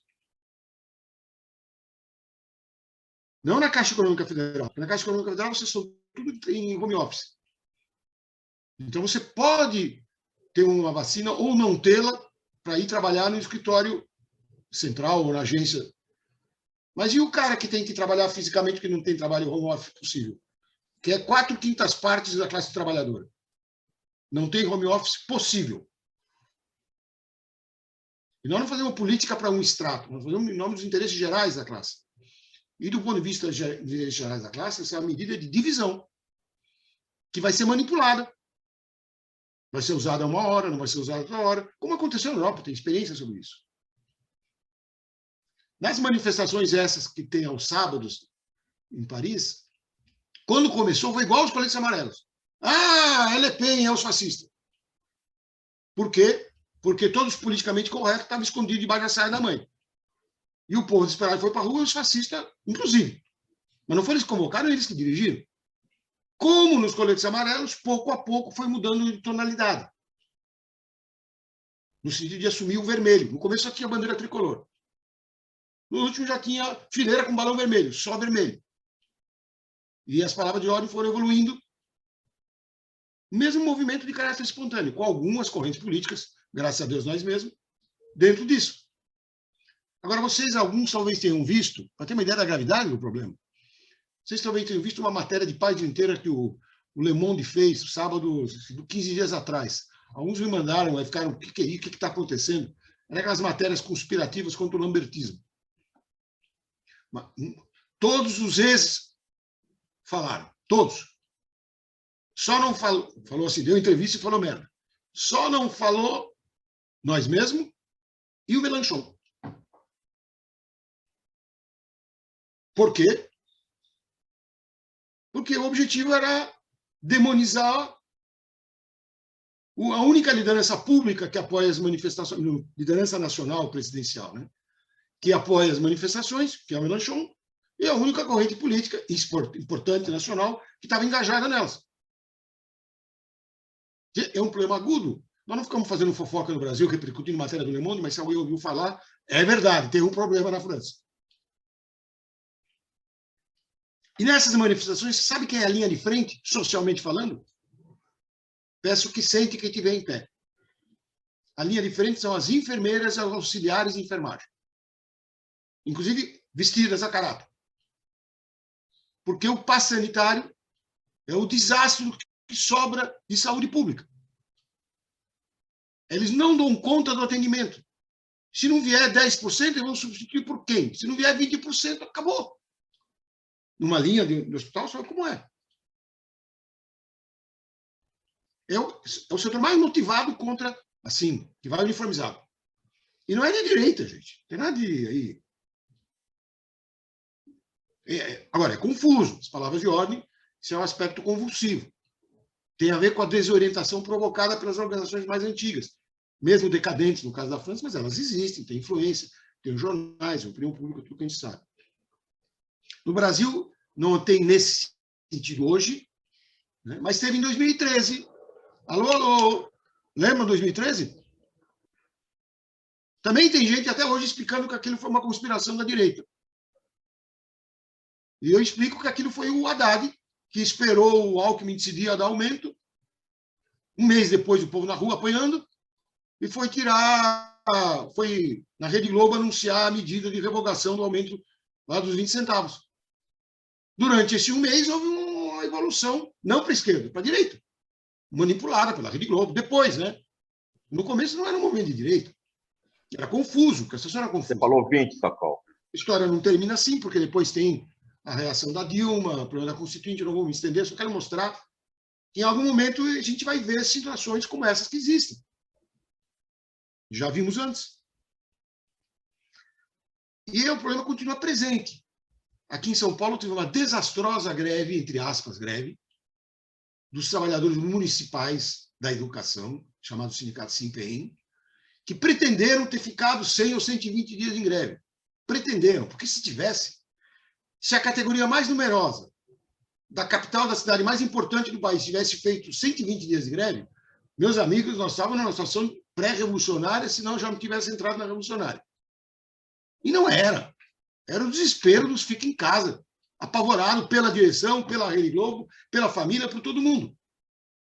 E não porque, Léo, não tivesse condições para voltar. Porque essa discussão não existe. Quais são as condições para voltar? A, B, C, D, E, F, G, H, I, J, ou só A e B, ou A, B e C? Então, aí é o que o mestre mandar. É o que o mestre mandar. Aqui o mestre, que é o presidente do sindicato, não queria. E nós não tivemos clareza com o coletivo, desde o começo, completa, de que o problema nosso não era acrescentar mais condições. Era o contrário. Era exigir uma negociação para algo que acaba se impondo, que é a vontade das famílias terem os filhos na escola. Como alguém falou, é óbvio. Vai viver como? Vai cuidar quem das crianças? Ora, tem que negociar para ter as melhores condições possíveis. Senão, não tem meia dúzia. Você pode embromar, mas você vai parar na greve sanitária, como essa que teve no Sindiúti, em Minas Gerais. Espero que algum mineiro, numa outra rodada, se inscreva para explicar o desastre, que foi tamanho, o principal sindicato de professores de Minas, o segundo do Brasil, o Sindiúti, que fez uma greve que foi um desastre, a tal ponto que 3 dias antes do dia 18, que era o dia da luta contra a PEC 32, prestem atenção, suspenderam a greve sanitária para fazer uma paralisação em tese e participar do Dia Nacional de Luta. Entenderam? Se entenderam, me explique, porque eu não entendi. Nem os professores. Então, aí é uma coisa, realidade política concreta. A gente sai da discussão se é correto ou não é correto, porque vai radicalizando e vai ao limite. Qual é a política para enfrentar a pandemia? Fica em casa e vacina? Quebra a patente? É conectado. Ou derruba esse governo e põe outro que cuida do povo. Infelizmente, a luta de classes coloca as coisas concentradamente assim. Pode não acontecer assim, em função da relação de força, de várias coisas. Então, sim, nós somos contra o passe sanitário, que é um instrumento de divisão. Sou a favor de convencer a pessoa que puder tomar vacina. Sobretudo se tiver 1 dose, 2 doses, 3 doses, quantas tiver, a chinesa, a russa, a brasileira, que for. Se for flexibilizado e mais abundante, melhor ainda. Mas não é esse o caminho. Para nada. Esse é o caminho da confusão. Dizer que a saída é quebrar vacina. Aí tem a falsa moral, como alguém falou, que foi criada, que pesa ainda hoje, não está longe de estar sido removida. Desse ponto de vista, a discussão entre nós ela é útil, porque cada um de vocês é um fator de multiplicação e de propagação. O último Dia Nacional de Luta, 18 de agosto, dos servidores, foi muito importante, muito importante. Você olhar ele como uma fotografia, foi fraquíssimo. Alguns companheiros falam que foi o melhor ato que teve na cidade dele. É uma maneira errada de abordar o problema. Menor do que o quê? Menor do que as manifestações de juventude de maio, de junho? Não dá para comparar. Tem que comparar com a manifestação sindical de servidores ou outra nacional anterior. Foi qual? Não teve, gente. Há 2 anos que as centrais se enfiaram os trabalhadores dentro de casa, os sindicatos, boa parte, estão fechados fisicamente. Daí você chama o Dia Nacional de Luta, é difícil, né? A moral pesa, a moral nesse sentido, né? O cara tem na cabeça. Não é o temor. Aliás, sobre isso eu quero dizer aqui, para provocar todo mundo, que o temor que existe hoje no Brasil não é do vírus, nem da nova cepa e da 4ª geração. O temor que tem hoje é dos generais e da polícia militar. Esse é o temor que existe. Não acho que ele vai nos derrotar, não acho que vai ter banho de sangue, nem é o momento do juízo final essa semana, mas esse temor é real. Muito mais do que o da pandemia, que também existe. Foi 600 mil vidas, é verdade. Mas isso, de alguma maneira, as pessoas encontraram um modo de vida e a curva, no momento, é descendente. Já a curva militar é ascendente. Se você quiser fazer um gráfico, os companheiros economistas estão convidados a fazer aí. Cruza 2 curvas aí. O medo da vacina e o medo da intervenção ou da ação militar. O Gilson falou uma coisa que me fez pensar que eu devia ter falado no informe, não vou reabrir aqui, mas ele tem razão de ter citado. Quando eu falei das convulsões sociais, explosões sociais, lembra? Que entre o Capitólio e Cabul, que o Capitólio e Cabul, respectivamente, são coisas na cúpula, da burguesia, entre eles lá, que não se entende. Mas o mundo não é só isso, o mundo é uma série de convulsões. Eu falei da Colômbia, e eu falei... Qual outro que eu falei? Falei da Palestina. Eu não falei de Cuba. Olha que vagabundo. Não é sem importância. Não é a revolução proletária na rua, mas é uma explosão social. Pelas razões que são as de todos. Miséria, carência e pandemia. Cuba tem 2 vacinas e não tem seringa. Viram falar do socialismo na sua ilha? Não dá certo. Tem pesquisa de ponta, 2 vacinas e não tem seringa. Então, quando pegou, foi um... E não é que eles não têm um pessoal de saúde sério. Como na China tem. Quando na China resolveram enfrentar a doença, eles investiram e fizeram recuar e conter. Mas com recursos.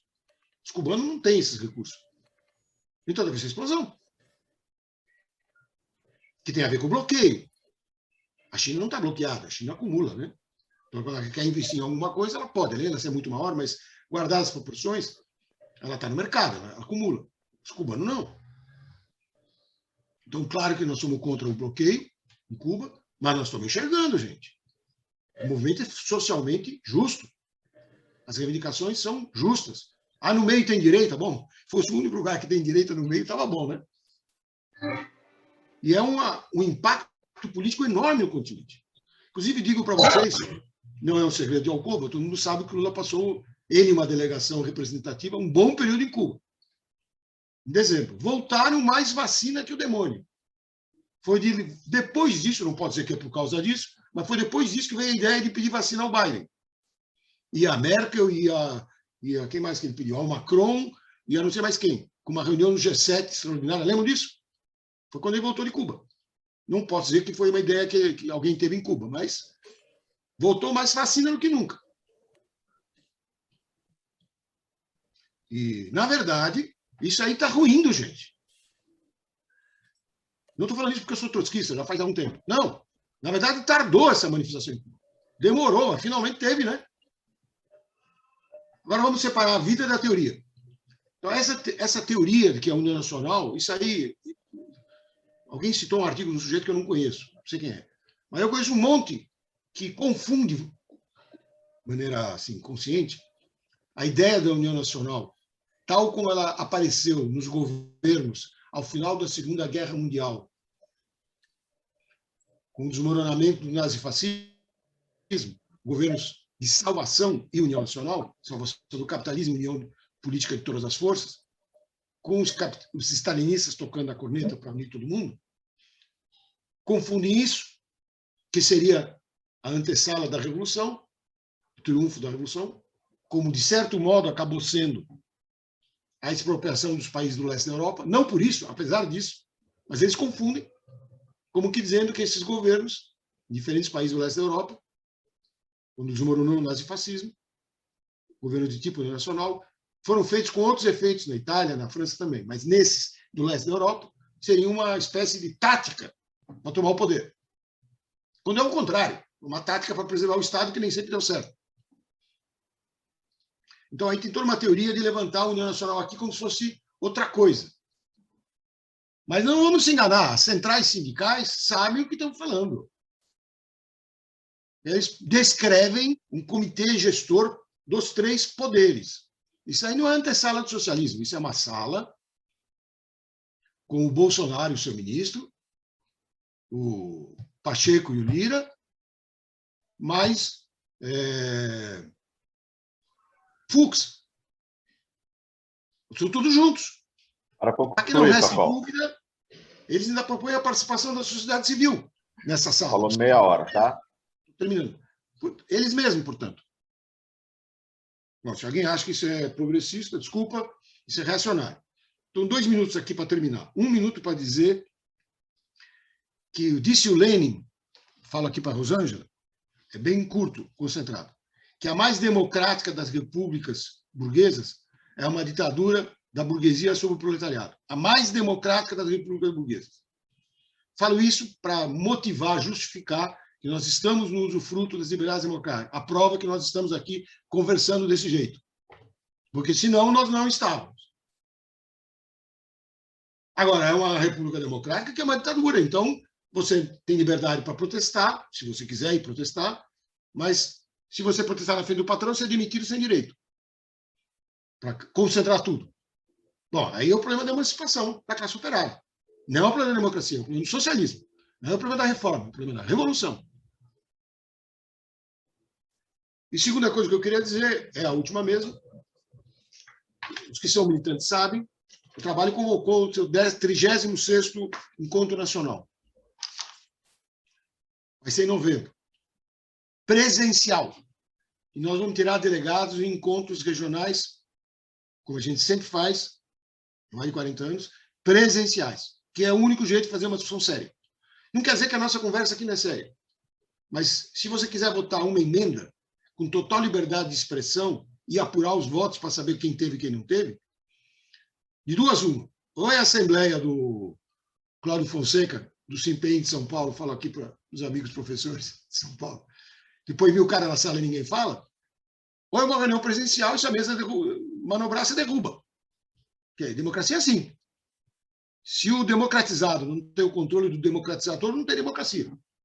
Isso só fazer presencialmente. Pela virtual é manipulação. E as condições para isso estão reunidas. A publicação da revista física, como a volta da publicação do jornal, como as repetidas manifestações presenciais domingo depois de domingo, gente que trabalha, com gente que não trabalha, com gente que trabalha às vezes, do ponto de vista home office, mostram que é possível. E se nós o fizermos, como acho que vamos fazer, vamos dar uma ajuda à recomposição geral do movimento operário, muito antes de qualquer eleição. Muito obrigado. Obrigado, Sokol. Nós estamos encerrando agora, apenas registrando que a companheira Rosângela, outra Rosângela, né? Gisele. Oh, desculpe, Gisele. A Gisele fez uma pergunta no chat, me parece, mas coloca o julgamento do Sokol. Me parece que ela é uma pergunta que exigiria retomar com certa largueza a discussão. Eu não sei se teríamos condições de fazê-lo agora. Ela questiona acerca das mudanças de relações entre os imperialismos norte-americano e europeus em função da retirada dos Estados Unidos do Afeganistão. Não me parece que seja algo que se responda em 2 minutos. A Sumara sugeriu aqui que seja dada uma resposta por e-mail à companheira, mas se o Sokol acha que pode fazê-lo em pouco tempo, podemos ouvi-lo sobre isso agora. Posso falar 2 minutos, não sei se vai ser suficiente. Aí ela depois fique à vontade para escrever um e-mail, caso não se sinta contemplado. Pode ser assim? Sugiro então que você fale. Bom, não preciso de 10 segundos para dizer que eu não sou professor. É o primeiro termo da pergunta dela que eu li no chat aqui. Segundo lugar, quero dizer que o recuo do imperialismo, a retirada, nesse caso do Afeganistão, foi desastrosa pelas circunstâncias, mas está decidida de antes da eleição pelo Trump, num acordo onde ele, Trump, negociou com o Talibã, portanto, reconheceu um poder de facto, como se diz em termos diplomáticos. Isso já afetou desde antes as relações com os países do Tratado do Atlântico Norte, da OTAN, pelo fato de que eles estão desesperados, porque o imperialismo, de maneira contínua, empurra a conta da chamada segurança coletiva, isso é, da indústria de armamentos, das tropas militares, para esses países. Por exemplo,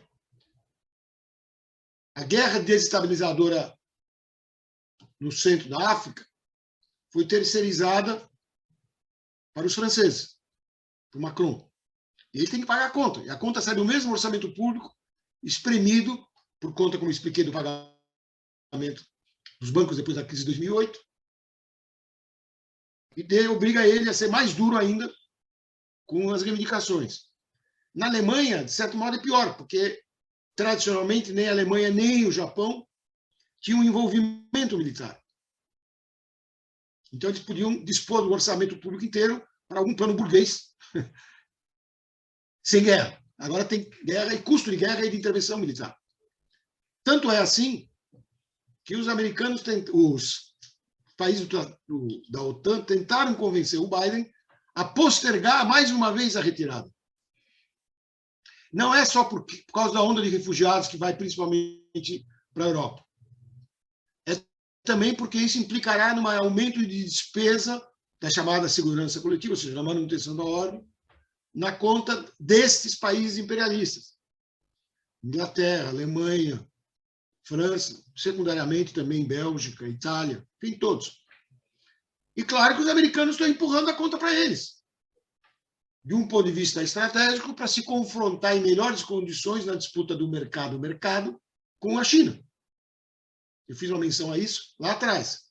Não é o único aspecto que envolve a China no Afeganistão, porque tem a minoria uigure. Desculpe tocar nesse assunto essa hora da noite, mas precisa. A minoria uigure, muçulmana, não é árabe, do sul da China, que está conflagrada com a burocracia chinesa há décadas, e a situação vai se decompondo com o aumento da desigualdade dentro da China. E há quem nos Estados Unidos acredite que fortalecer um poder tipo Talibã na região vai ajudar a aumentar a pressão sobre os chineses, aumentar eles as despesas militares e fazer eles, sobre o mercado, darem uma folga para os americanos. Entenderam? Não é que queiram derrubar a burocracia chinesa. Querem me dar um probleminha militar para ele se ocupar lá. E aumentar, então, a carga da despesa na fronteira norte. Agora, é muito mais complicado, eu não me estiquei sobre isso. Sugiro a Rosângela e aos demais que leiam o dossiê resumido no Jornal Trabalho, última edição, publicado na íntegra. Se você não tiver, me manda um e-mail que eu te mando o dossiê do Comitê Internacional de Ligação e Intercâmbio, para explicar o Afeganistão, que eu estou vendo que você tem interesse na questão. Não é um país árabe. A maioria é pashtun. Isso tem muita importância, porque a Al-Qaeda, de origem, vem dos países árabes. No esforço contra a União Soviética, vem dos países árabes, da Arábia Saudita e outros. E o povo lá é pashtun. E o Talibã não quer dominar o mundo. Não quer fazer um califado em escala. Não é esse negócio deles. É a tribo ali. Ninguém toca na minha tribo. Aqui controlo eu. Já é diferente da Al-Qaeda. E os pashtun não são a maioria da população tão pouco, são 30 e poucos %. Se eu não me engano, a segunda minoria é Tajik, que é o pessoal do norte, que é contra o pashtun. É outra minoria, com outras tradições, são outras tribos, na verdade. E depois tem de tudo, tem turcomeno, tem até árabe, para vocês terem entender. Tem tudo, até árabe. Que seja todo mundo muçulmano é outro problema. Porque tem muçulmano no coração da Europa. Né? Croácia, assim por diante. Então, termina para dizer que é um negócio complexo, envolve interesses estratégicos, não é um país pequeno, tem 40 milhões de habitantes. Cabul, a capital, tem 4 milhões, é uma cidade ocidentalizada. Nos últimos 20 anos houve um processo de mudança, não sei até que ponto, e veremos a dinâmica resultante desse caldeirão que os americanos esperavam poder distender lentamente e, de repente, saltou no braço deles com aquela coisa desesperada. E eles estão hoje falando algo que eles não tinham previsto. União Nacional com o Talibã. Eles não tinham previsto. Mas que outra resposta eles podem dar? Mandar as tropas de volta? O Biden chorou na televisão outro dia aí. Levantou a moral no último discurso para dizer que os americanos não vão mais modelar nação nenhuma no mundo. Uau! Uau! Então é esse cenário que nós estamos entrando. Ok. Como o Socorro falou, se a doutora Gisele quiser prosseguir a discussão, ela pode recolocar a questão por escrito, será respondida. Companheiros, a gente está encerrando a atividade de hoje. Lembrando que ontem entrou em circulação nacional o número 889 do jornal O Trabalho. Todos estão convidados a adquirir o seu exemplar com os militantes da Corrente do Trabalho, que aqui não são militantes, a assinar o nosso jornal. E também está disponível para venda nos estados a versão física da revista Verdade 108, que nós lançamos hoje com essa discussão que acabamos de fazer. Os comitês regionais da Corrente de Trabalho, em cada estado, né, podem e devem convocar reuniões desse tipo para apresentar a nossa revista, para fazer discussões derivadas dos artigos que foram publicados nela, não obrigatoriamente o mesmo tema que tivemos hoje, há outros assuntos tratados na revista. Então, todos estão já convidados, eventualmente, para atividades nos estados em torno da revista A Verdade. Queríamos agradecer, então, a presença de todo mundo que veio aqui e já prometer que no próximo número da Verdade voltaremos a fazer um debate desse tipo no seu lançamento. Pergunto à companheira Sumara se ela queria acrescentar algo no final. Não, eu só agradecer a presença dos companheiros e companheiras. Sei que houve algumas dificuldades aí com essa plataforma que a gente usou. A gente pede desculpa, mas a gente vai aprendendo aí com os problemas e vamos encontrar aí os meios de, numa próxima atividade, facilitar aí a entrada das pessoas, a participação, que dessa vez eu recebi muita reclamação, mas a gente vai dar uma solução para isso. Então, agradeço a presença dos companheiros e companheiras e até a próxima. Viva a quarta internacional, ninguém aguenta mais. Quarta internacional. Bora, Bolsonaro. Viva a quarta. Tchau. Tchau, gente. Boa noite. Boa noite. Para Bolsonaro. Para Bolsonaro e seus generais. Um abraço, essa minerada aí toda aí. Ninguém aguenta mais. Bolsonaro, seus generais. Preparar os atos do dia 7. Parabéns, Socorro. Obrigado por mais uma aula aí. Tchau, Sumara. Tchau, gente. Tchau, boa noite. Até o dia 7, para quem for de Belo Horizonte. Não, Sumara, amanhã a gente tem encontro